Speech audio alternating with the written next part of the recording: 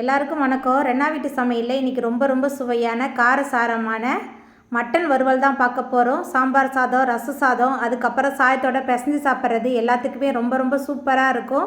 குயிக்காக ஒரு மட்டன் வறுவல் பண்ணணுன்னா கண்டிப்பாக இந்த முறையில் நீங்கள் ட்ரை பண்ணி பாருங்கள். மட்டன் வறுவல் ரொம்பவே சுவையாக இருக்கும். அந்த சுவையான காரசாரமான மட்டன் வறுவல் எப்படி செய்கிறதுன்னு வாங்க பார்த்துடலாம். காரசாரமான மட்டன் வறுவல் பண்ணுறதுக்கு 4 டேபிள் ஸ்பூன் அளவுக்கு எண்ணெய் சேர்த்துக்கலாம். எண்ணெய் கொஞ்சம் தாராளமாக இருந்தால் தான் வறுவல் நல்லா சூப்பராக இருக்கும். எண்ணெய் சூடாகி வரட்டும்.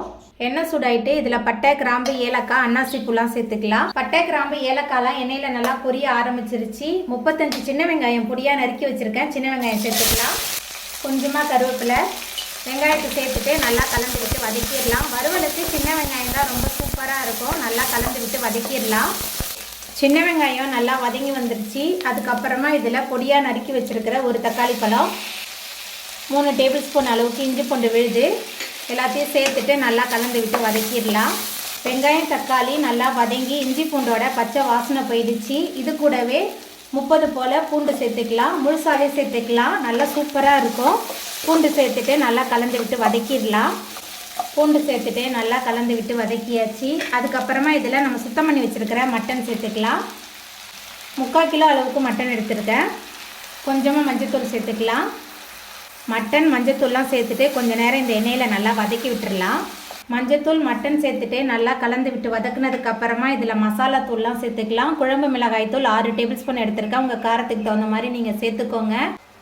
வீட்டிலே ரெடி பண்ண மட்டன் மசாலா, மட்டன் வறுவலுக்கு தேவையான அளவுக்கு கல் உப்பு எல்லாத்தையும் சேர்த்துட்டு மறுபடியும் நல்லா கலந்து விட்டு வதக்கிடலாம். மசாலா, மட்டன் எல்லாமே சேர்ந்து நல்லா கலந்து வதங்கணும். நல்லா கலந்து விட்டு வதக்கிடலாம்.